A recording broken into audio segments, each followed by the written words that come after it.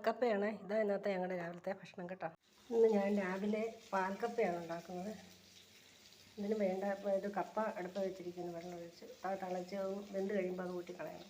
പിന്നെ ഇത് തേങ്ങാപ്പാലാണ്. ഇത് മുളകും ഉള്ളിയും വെളുത്തുള്ളിയും കൂടെ ചതച്ച് വെച്ചിരിക്കുന്നത്.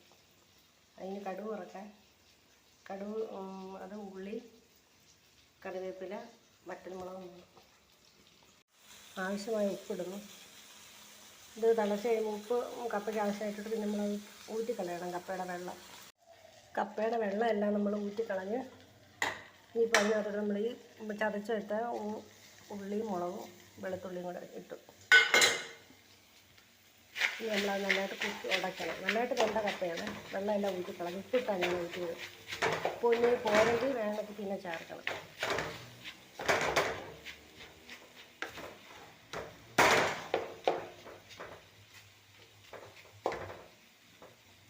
ഉടച്ചതിന് ശേഷം ഇച്ചിരി നേരം അവിടെ ചൂടാകണം. അല്ലെങ്കിൽ ഒരു പച്ച ഉള്ളിയുടെ മണമൊക്കെ മാറണ്ടേ, ഉള്ളിയുടെയും മുളകിൻ്റെയൊക്കെ അതൊക്കെ ഒന്ന് മാറുന്നിടം വരെ ഇച്ചിരി നേരം ഒന്ന് ചൂടാകട്ടെ.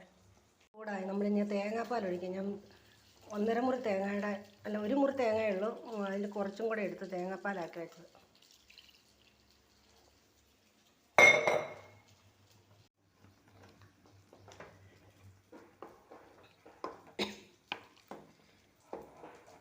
നിങ്ങളിത് ഉണ്ടാക്കി നോക്കണം കേട്ടോ, നല്ലതാണ്.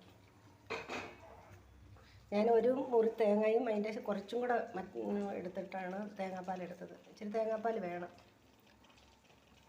2-ാം പാലും 1-ാം പാലും കൂടെ ഒന്നിച്ച് പിഴിഞ്ഞൊഴിച്ചാലും കുഴപ്പമില്ല. നിർത്തി വെക്കാം, സ്റ്റവ് നിർത്തി വെക്കാം. എന്നിട്ട് അല്ലാതെ ഒത്തിരി കുറുകിപ്പോകും. നമുക്ക് കടുക് താളിച്ചിടാം.